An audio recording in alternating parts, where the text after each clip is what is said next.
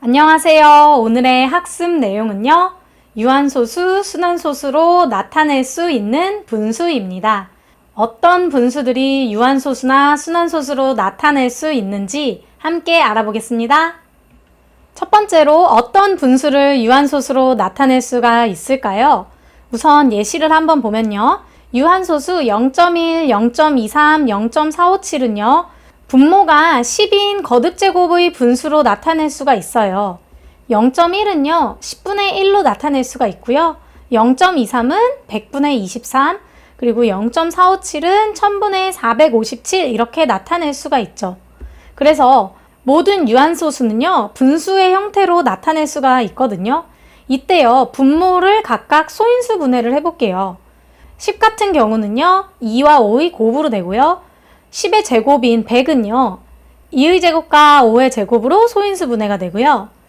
10의 세제곱인 1000은요. 2의 세제곱과 5의 세제곱으로 소인수 분해가 되죠. 이때 어떤 걸 알 수 있냐면 분모의 소인수가요.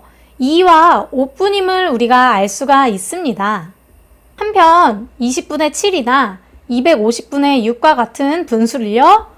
분모를 10의 거듭제곱 형태로 고쳐서 유한소수로 나타내 볼 건데요.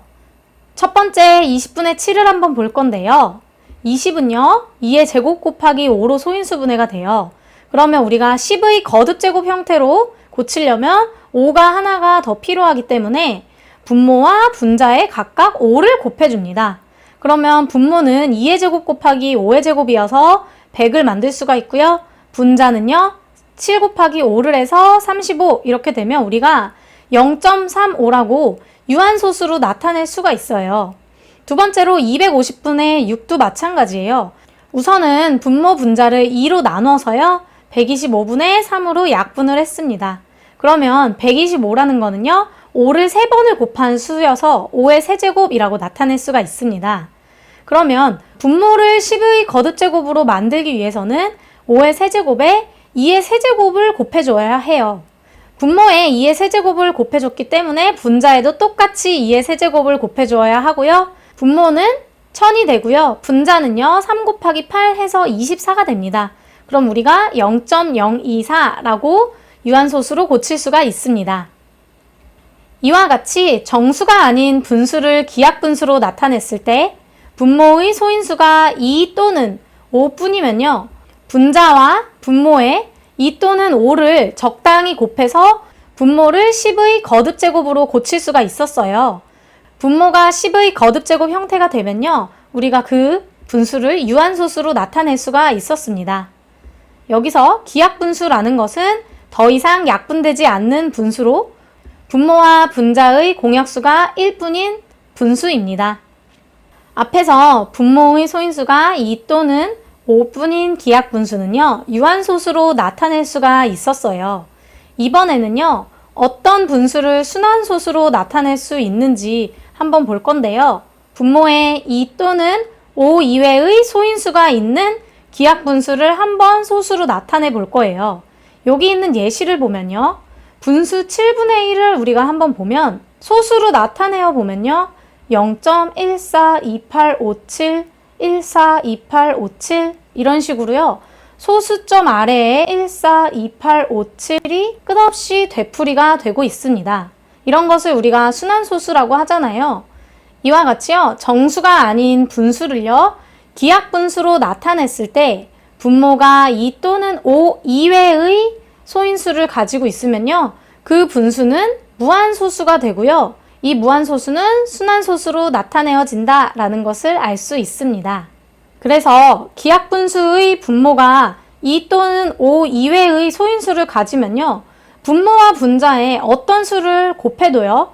분모를 10의 거듭제곱 형태로는 나타낼 수가 없어요. 그 분수는요. 유한소수로 나타낼 수가 없다라는 것을 알아두세요.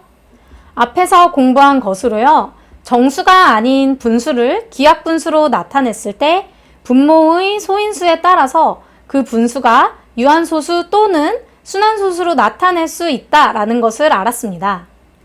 분수를 유한소수 또는 순환소수로 나타낼 수 있는지 확인을 하려면요. 뭐를 확인을 해야 될까요?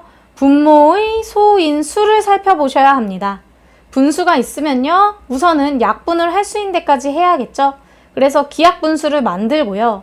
분모를 소인수 분해를 해서 분모가 소인수가 2나 5뿐인 게 맞으면요, 우리가 유한소수로 나타낼 수가 있었고요. 그게 아니고 2 또는 5 이외의 소인수가 있으면요, 순환소수로 나타내어진다라는 것을 배웠습니다. 오늘 배운 내용을 정리를 해볼게요. 유한소수로 나타낼 수 있는 분수와 순환소수로 나타낼 수 있는 분수를 살펴봤는데요. 유한소수나 순환소수로 나타낼 수 있는 분수인지를 판단을 하기 위해서는요, 우선은 둘 다요, 정수가 아닌 분수를 기약분수로 나타내고요. 그 다음에 분모의 소인수가 2나 5뿐이면요, 그 분수는 유한소수로 나타낼 수 있었고요. 만약 2나 5 이외의 소인수를 가지면요, 그 분수는 순환소수로 나타낼 수 있다라는 것을 배웠습니다. 여기서 기약분수를 우선 나타내야 된다라는 것을 꼭 알아두세요. 오늘 수업 여기까지 할게요.